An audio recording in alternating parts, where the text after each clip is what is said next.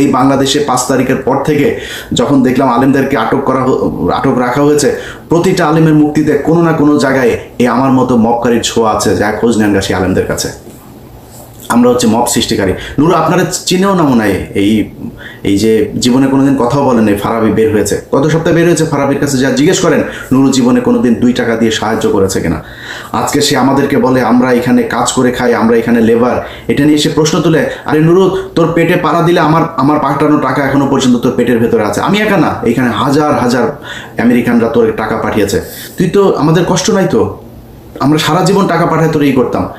এখন এসে আপনি সুশীল সেজে গেলেন, মব সৃষ্টিকারীদের বিরুদ্ধে কথা বলেন, আমাদেরকে মব সৃষ্টিকারী বানায়, এভাবে করেছেন। এখন আমরা তো ভাই, আমি ইলিয়াস হুসাইন, আমি তো ভাই কোনো কোম্পানিতে যাইনি, কোনো কোম্পানির ওরে রাখেন ওরে ছাড়েন এগুলি বলিনি। যে আওয়ামী লীগ করেছে আমরা তার বিপক্ষে দাঁড়িয়েছি। আপনারা যদি আমাদের কথা শুনতেন, আমরা সেনাবাহিনীর এই সেনাপ্রধানের বিরুদ্ধে কথা বলি নাই। সেনাপ্রধান যে কথা শোনে না, ডিজিএফআই যে এগুলো করে, এগুলো আমরা বলি নাই। আপনারা তখন বলেছে, এই নুরু বলেছে আমি নাকি দেশে বিশৃঙ্খলা, আমি আর পিনাকি দেশের বিশৃঙ্খলা তৈরি করতে চাই, তাই নাকি নুরুল হক নুরু? এখন যদি সেনাবাহিনী আপনার এত পীড়িতের লোক এখন মারছে, সেই সেনাবাহিনী আমরা বলেছি তো সেনাবাহিনী ঠিক করতে, করেন নাই তো আপনারা। এটা আপনাদের ফসল। একইভাবে প্রতিটা জায়গায় এখনো পর্যন্ত যেভাবে আওয়ামী লীগের লোকজনকে, বিএনপি জামাত, তাদের মতো এত মানবিক আমি এই দুনিয়ায় দেখিনি। আরে ভাই, আওয়ামী লীগ পালিয়েছে, আওয়ামী লীগের যা ফেলে গিয়েছে এগুলি আপনি এগুলির দাবিদার। তারা এই দেশের জনগণের টাকা পয়সা কামিয়ে এই সম্পদ অর্জন করেছে, এটা গনিমতের মাল। এই মাল আপনি খান, যেমনে পারেন খান, আমার কোনো সমস্যা নাই। সে আওয়ামী লীগকে তারা আবার পুনর্বাসন করে। একজন বিদেশে ইন্ডিয়াতে বসে আছে, তার ব্যবসায় 2 দিন আগে মিরপুরে শুনলাম, তার ব্যবসা এখন আরেকজন দেখভাল করেন, বিএনপির এক নেতা। কেন ভাই? তার ব্যবসা আপনি পুরো ব্যবসা নিয়ে নেন, আপনারা না করেনি তো কেউ, আপনি তাদেরকে বাঁচাচ্ছেন। এইভাবে সারা দেশে আওয়ামী লীগকে বিএনপি জামাত, এই গণ অধিকার পরিষদ, এনসিপি সবাই পুনর্বাসন করছে। যদি নাকি এই রাজনীতিবিদ শুয়োরের বাচ্চাদের যদি মিনিমাম কমন সেন্স থাকতো, তাহলে প্রথমে এসে এই দেশে পিলখানার বিচার চাইতো। একটা শুয়োরের বাচ্চা, কোনো শুয়োরের বাচ্চা দেখেন, যেই কটা রাজনীতি করে, কোনো শুয়োরের বাচ্চা যদি দেখেন আপনি কেউ এই করে আপনার এর বিরুদ্ধে পক্ষে কথা বলেছে, কেউ বলে না বিডিআরের পক্ষে। বিডিআরের মানুষগুলো এখনো পর্যন্ত, ভাই গত সপ্তাহের কথা বলি, একজন বিডিআর সদস্য আকুতি জানিয়েছেন তার স্ত্রী গত 16 বছর ছিল এইভাবে, এই 5 তারিখের পরে স্বপ্ন দেখেছে তার স্বামী ফিরে আসবে।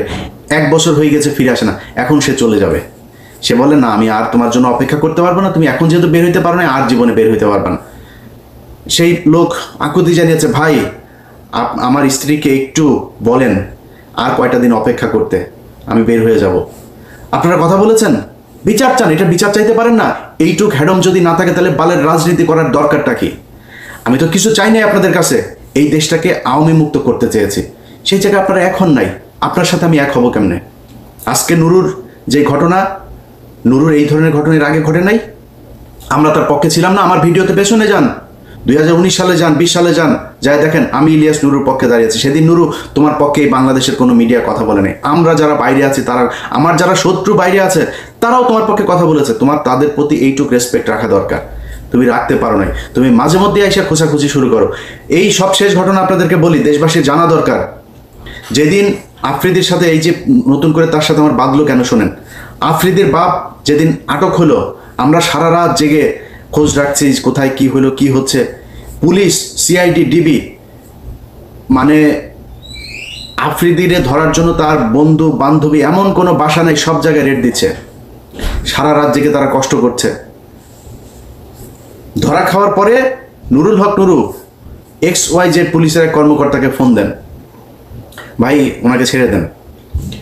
সবশেষ যখন তাকে রাখা হয়, নুরু তাকে ফোন দিয়ে বলে, আপনি কি ছাড়বেন নাকি আমি ঊর্ধ্বতনকে দিয়ে আপনাকে ফোন করাবো? আমি তখন সাথে সাথে জানার পরেই তারা ফোন দিলাম, ফোন দিয়ে বললাম, এই পাঞ্চ তুই এরা ই করছিস কেন, এরা ই করলি কিসের জন্য? এরপরে রাশেদ আমার ফোন দেয়, রাশেদের ফোন আর ধরিনি, তার একটা মেসেজ পাঠালাম, ভয়েস মেসেজ, আপনার এই চোর বাটপার স্যাচরে বলেন যে এখানে আওয়ামী লীগের লোকজনের বাঁচাইতে। তারা এখন ন্যারেটিভ তৈরি করেছে, আফ্রিদির বাপ তারা কি যাত্রাবাড়িতে গিয়ে মেরেছে, পাড়ার পো পাড়া তোরে যে শেখ হাসিনা প্রতিটা মামলার যে 1 নম্বর আসামি, শেখ হাসিনা পিস্তল নিয়ে যায় কারো মারছে। মামলা এক্সিকিউট করে, প্ল্যানিং করে, এটা আলাদা আলাদা ধারায় তাদের ব্যাপারে শাস্তি হবে। বাংলাদেশের যত কজন আওয়ামী লীগ আছে একদম নিচের শ্রেণীর কর্মী পর্যন্ত প্রতিজন হত্যা মামলার আসামি হবে, যার দায় যতটুকু। সাংবাদিক আসামি হবে, যেই ব্যবসায়ীরা বলেছে যে শেখ হাসিনার পাশে যে 3 তারিখ পর্যন্ত তারা পাশে থাকা, তাদের বিচার হবে, হইতে হবে। যার যতটুকু প্রাপ্য সেটুকু তার বুঝাইতে হবে। এখন আপনারা একজন টাকা দিবে, নঈম নিজামের কাছ থেকে যায় প্রতি মাসে মাসে বকেয়া আনতেন, আপনি বলেন এখন আমরা 5 কোটি টাকার জন্য মাই টিভি তো দখল করতে যান, মাই টিভির মালিককে ধরাইতে গেছি। এরপরে তার সাথীর ছেলেরে ধরা হইলো। সাথীর ছেলেরে ধরানোর পরে এই যে নুরুর সাথে আমার যে ফোনে যে বাকবিতণ্ডা হচ্ছে না, আমি কিন্তু পাবলিক করি নাই, চুপচাপ আছি। আফ্রিদি ধরার পরে সে নিজে পোস্ট করে ফেললো। সে যে পোস্ট লিখেছে সেই পোস্ট লিখতে মিনিমাম 2 ঘন্টা সময় লেগেছে। পোস্ট লিখে তারপরে সে জানান দিল যে আফ্রিদি এবং মাই টিভির পক্ষে সে। আরে বেটা, তুই আফ্রিদির খবর জানিস না? আফ্রিদি কি করেছে তুই জানিস না? আফ্রিদি গত সরকারের আমলে একটা ছবি থাকার কারণে ওই যে রাহির ব্যাপারে সে প্রশ্ন তুলেছে, রাহি ছাত্রলীগ করতো। রাহি ছাত্রলীগ যদি নাকি আফ্রিদির পায়ে ধরে যদি রাহি ছাত্রলীগ হয়, রাহি তো বলেছে আমাকে জোর করে ছাত্রলীগ করানো হয়েছে, আমাকে দল করানো হয়েছে। যদি নাও করানো হয়, সে যদি করেও থাকে, তাহলে শেখ হাসিনার পায়ে ধরে যে তুই মাপ চাইলি, শেখ হাসিনার যে তুই মা বললি, তাহলে তুই কি? অতএব হিসাব করতে হবে। নুরু ভাই, আপনি বিএনপির যাদের বিরুদ্ধেও এখন কথা বলি, তারা ভাই এই দেশে রাজনীতির জন্য এই দেশে আওয়ামী লীগের বিরুদ্ধে কথা বলতে গিয়ে নির্যাতন সহ্য করেছে। আপনি বিএনপিরে উড়াই ফেলতে পারবেন?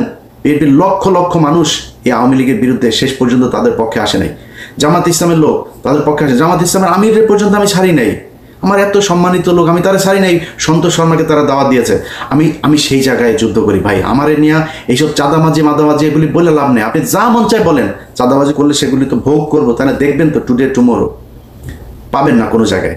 সো আপনি মাই টিভি থেকে 5 কোটি টাকা চাঁদা আনতে গিয়েছি, তারপরে মাই টিভি অর্ধেক শেয়ার চেয়েছি। আরে বেটা, মাই টিভির শেয়ার চাইতে হয় আমার? আমি মাই টিভির শেয়ার চাও? মাই টিভির চেয়ে বড় বড় টিভির শেয়ারের জন্য আমার পিছনে ঘুরে আমি শেয়ার নেই নাই, আর তুই মাই টিভির শেয়ারের জন্য আমি পিছনে আমি কোনো কোম্পানি, কোনো প্রতিষ্ঠান, বহু কোম্পানি প্রতিষ্ঠান আমার এই করার জন্য, পার্টনারশিপে নেওয়ার জন্য 5 তারিখের পর থেকে সবাই বলছে মাপ চাই, দোয়া চাই। আমি এইসব এই টাকা পয়সার এই লেনদেনে যাইতে পারবো না। ইভেন বাংলা এডিশন যে ওপেন করেছি, আমার বলেছে ভাই টেলিভিশনের জন্য চান, পত্রিকা প্রিন্টের জন্য এত কিছু চাইনি, জাস্ট অনলাইন পোর্টাল হিসাবে পারমিশন চেয়েছে। এখানে একটা টিম থাকবে, খুব স্মার্ট কিছু ছেলে পেলে কাজ করবে, তাদেরকে নিয়ে আমি একটা টিম তৈরি করতে চাই। তারা এই দেশের একদম এই আওয়ামী লীগ এবং ভারতের ব্যাপারে, প্রথম আলো, ডেইলি স্টার, তাদের ব্যাপারে অতন্ত্র প্রহরীর মতো কাজ করবে। এই জন্য এসেছি, এর বাইরে কোনো কিছু না। আপনাদের কাছে অনুরোধ জানাই ভাই, যারা এখনো পর্যন্ত সচিবালয়, পুলিশ, প্রশাসন, সেনাবাহিনী সব জায়গায় আওয়ামী লীগের লোকজনকে টাকা পয়সা নিয়ে তারপর বসিয়ে রেখেছেন, এর বিচার আপনাদেরকে এই নুরুর মতো, নুরু যেভাবে আঘাতপ্রাপ্ত হয়েছে এইভাবে আপনাদের কপালে ফিরে আসবে। নুরুর এটা দেখে আপনারা অনেক কষ্ট পেয়েছেন, আমি খুব বেশি কষ্ট পাই নাই। কারণ কি জানেন, নুরুর চাইতে ভয়ঙ্কর পরিণতি এই দেশে হবে যদি আওয়ামী লীগ ফেরত আসে। আর সেই আওয়ামী লীগকে ফেরত আসার জন্য, তাদেরকে পুনর্বাসিত করার জন্য নুরুরা কাজ করেছে। কোনো জায়গায় 5 তারিখের পর থেকে দেখবেন না যে তারা বলেছে ওকে ঠিক আছে, অমুকের ব্যাপারে শুনলাম, আমরা সেখানে যাই, গিয়ে টাকা নিয়ে এসছে। এখন ওই কথা যদি নাকি আপনাদেরকে এক এক করে যদি বলতে হয়, সেটার জন্য ভিডিও তৈরি করেছিলাম, কোথায় কোথায় কি করেছে, বাট পরিস্থিতিটা আমাকে সেই ভিডিওটা আপলোড করতে দেয় নাই, দিলাম না, এতটুকুই বললাম। এখনো সময় আছে, নুরু সহ বিএনপি, জামাত যারা যারা আছেন, এই বিপ্লবীদেরকে মব ট্যাগ দিয়ে তারপরে আওয়ামী লীগকে পুনর্বাসিত করে যদি নাকি দেশ চালাইতে চান, আপনাদেরকে সামনে আরো অনেক বিপদ বইতে হবে। ভালো থাকেন, আল্লাহ হাফেজ।